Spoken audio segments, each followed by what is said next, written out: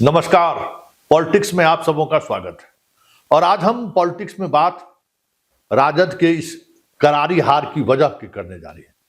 वाकई में चर्चा होनी चाहिए कि आखिर राजद की ये जो करारी हार हुई है इसकी वजह क्या है, या फिर इस हार के लिए जिम्मेवार कौन है। रिजल्ट के 24 घंटे बाद बहुत सारी चीजें सामने आनी शुरू हुई है। यादव और मुसलमान में जबरदस्त बिखराव हुआ है।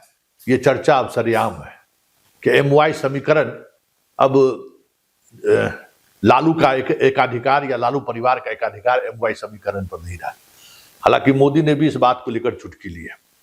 एमवाई समीकरण ध्वस्त, लालू परिवार व पस्त।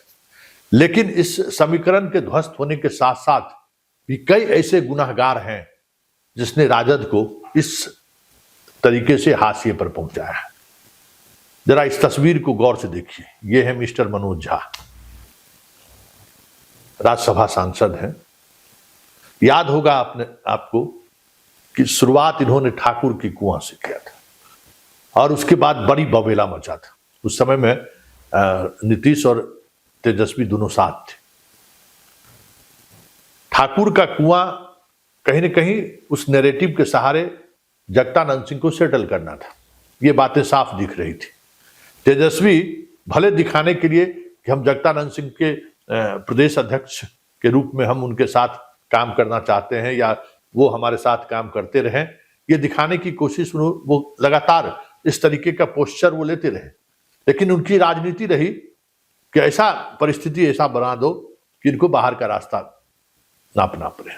जो हुआ देखिए, उस ठाकुर की कुआं की वजह से जो आरजेडी का स्वाभाविक राजपूत वोटर, जो स्वाभाविक तौर पर बीपी सिंह के दौर से अलग संख्या लगातार कमती चली गई, लेकिन फिर भी जो स्वाभाविक तौर पर सोशल जस्टिस के नाम पर समाजवादी आंदोलन से जुड़े परिवार होने की वजह से जो उनके साथ थे वो निराश हुए।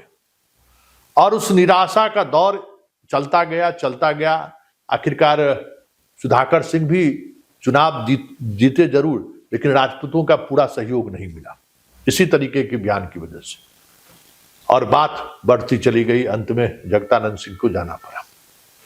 तो इस राजद के लालटेन में छेद करने वाले पहला परोधा यही है मनोज झा।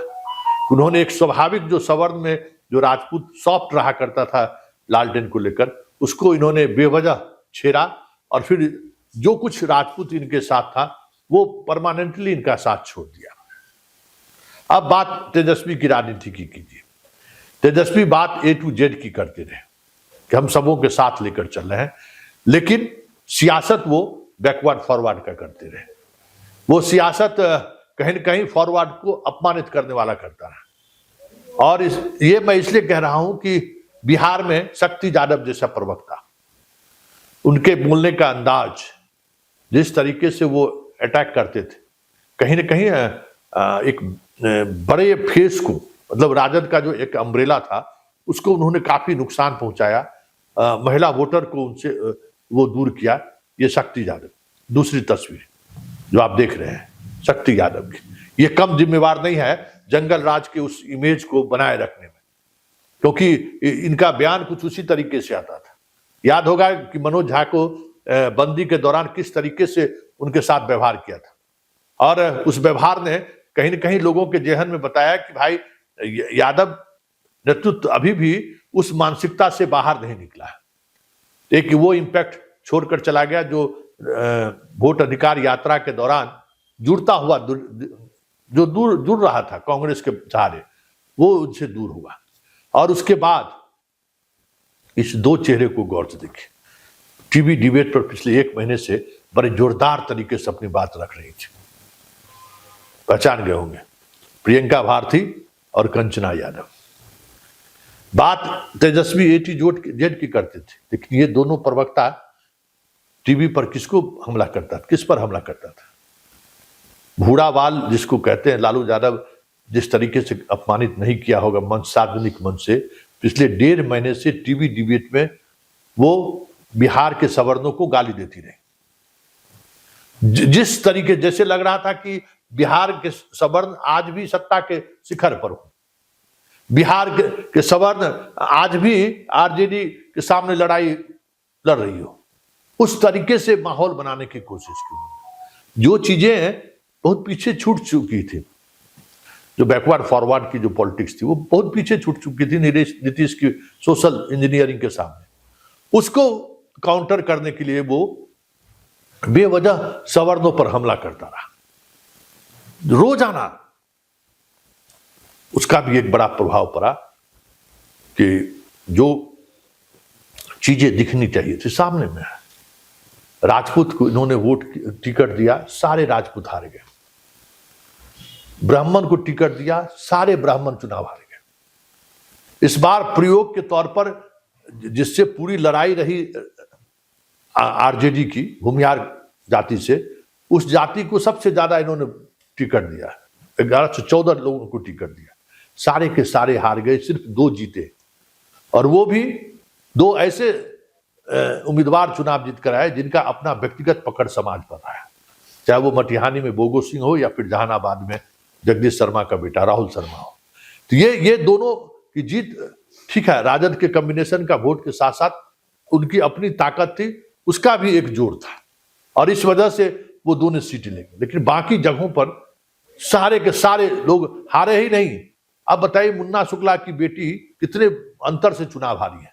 सारे उम्मीदवार, डॉक्टर परबत्ता में आप देखे होंगे कि डॉक्टर संजीव किस तरीके से चुनाव हारे, जो जहां थे मतलब 25-30 हजार से कम वोटों से चुनाव नहीं हारे वो, क्योंकि आप बात A to Z की जरूर करते थे, लेकिन राजनीति आप बैकवर्ड फॉरवर्ड की करते थे। आप धमदाहा में जिस तरीके की राजनीति साधना चाहे, ऋषि सिंह के खिलाफ जिस तरीके से कुशवाहा को खड़ा किया, और पप्पू यादव के सहारे जो आपने राजनीति साधने की कोशिश की, फिर से पूर्णिया परमंडल जल जाए, उसका क्या प्रभाव हुआ कि सारी सीटें आप हारे हुए, बीमा भारती भी आपकी हार गई। ये जो पॉलिटिक्स रहा, सिर्फ कहने को रहा A to Z, लेकिन आप लगातार हमला करते रहे। और अब हम बात इस पूरे कह सकते हैं कि राजद के हार में या राजद के इस स्थिति में पहुंचाने में जो जिसकी सबसे बड़ी भूमिका है, मिस्टर संजय यादव। इसने वो कर दिखाया, मतलब लालू को के उस राजनीति से को उसने खत्म कर दी। लालू के जमाने के जितने थिंक टैंक थे उनको बाहर का रास्ता दिखा दिया। बस तेजस्वी और ये दोनों आमने सामने, संजय यादव, और वो उसकी राजनीति क्या थी? उसको राजनीति बस सवर्णों को निशाने पर लाना।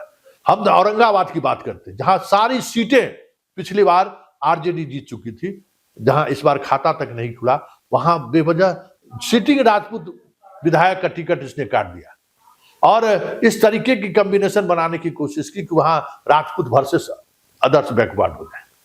परिणाम सामने है कि सारी की सारी सीटें वहां हार गई। राजपूत को एक रणनीति के तहत संजय यादव ने सेटल करने का काम किया, मतलब उसको राजद में जो उसकी भागीदारी थी, उस भागीदारी को उन्होंने समाप्त कर दिया, जीरो कर दिया। यादव और मुसलमान में भी जिस तरीके से उन्होंने टिकट वितरण किया, अन्य जातियों में भी जो टिकट वितरण किया, बस कंप्यूटर के कीबोर्ड पर जो सर्वे रिपोर्ट आ रहा था, उसी सर्वे रिपोर्ट को आधार बनाकर वो बांटते चले गए।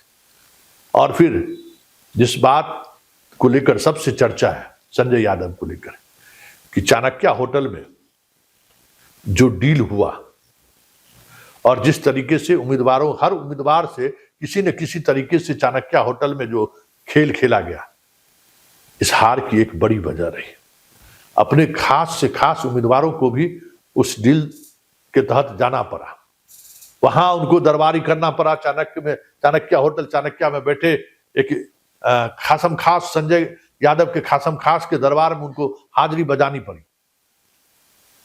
और आज जो नतीजा है, उस नतीजे के लेकर कोई एक व्यक्ति सबसे ज्यादा जिम्मेवार है तेजस्वी के बाद, तो वो है संजय यादव।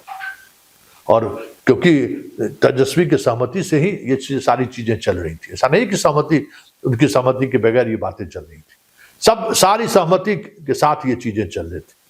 ऐसे में आप कह सकते हैं कि आज लालटेन बुझता हुआ दिख रहा है, या लालटेन में तीर ने जो छेद किया है, उसके लिए यही 5 चेहरे हैं जो जिम्मेवार है, जो ए टू जेड की बात तो दूर, मतलब MY समीकरण को भी संगठित करके नहीं रख पाए।